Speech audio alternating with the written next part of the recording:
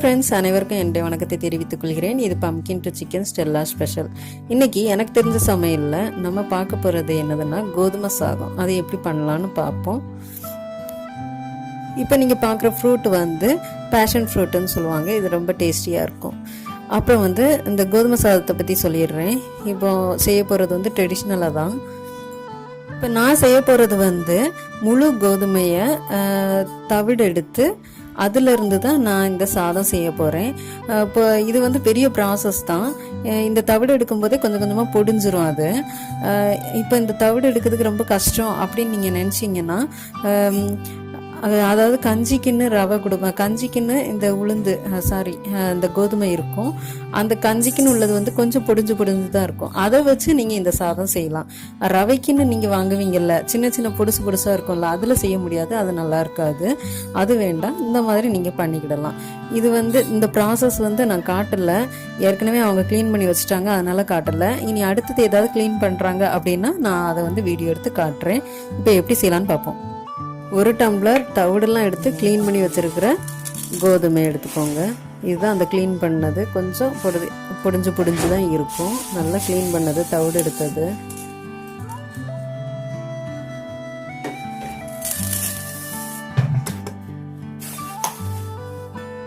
இனி இதை வந்து நல்லா கழுவி எடுத்துக்கோங்க. 3 டம்ளர் தண்ணி ஊற்றிட்டு 3 விசில் வர வரைக்கும் வேக வச்சிடலாம். கோதுமை அடுப்பில் வச்சதுக்கு பிறகு நீங்கள் ஒரு பவுல் எடுத்துக்கோங்க. அதில் வந்து 1 கைப்பிடி வந்து பெரும்பயிறு, அதாவது காராமணின்னு சொல்லுவோம்ல, அதை எடுத்துக்கோங்க.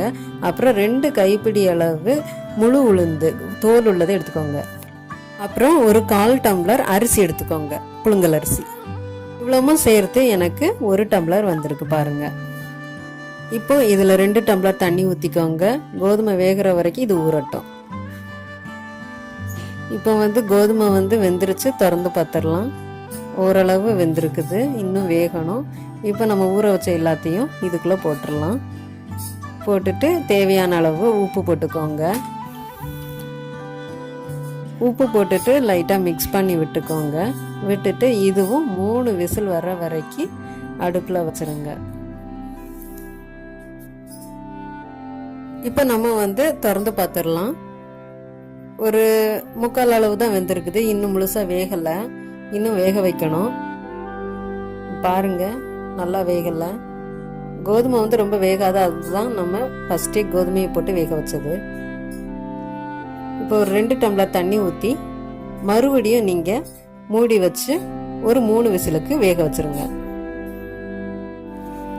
இப்போ வந்து நம்ம குக்கரை திறந்து பார்த்துடலாம் எப்படி வெந்திருக்குன்ட்டு.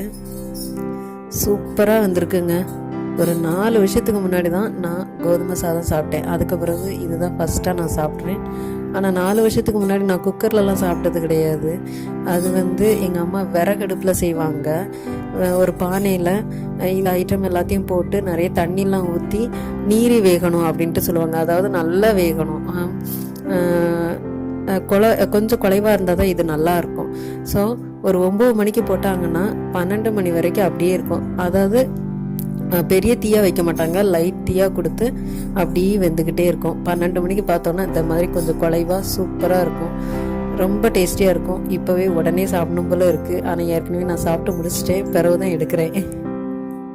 இந்த கோதுமை சாதத்துக்கு நீங்கள் சோப் சம்மந்தி வச்சு சாப்பிட்டீங்கன்னா ரொம்ப நல்லாயிருக்கும். இந்த துவையலோட லிங்க் வந்து நான் டிஸ்கிரிப்ஷன் பாக்ஸில் வந்து கொடுத்துருக்கேன், நீங்கள் பார்த்துக்கோங்க.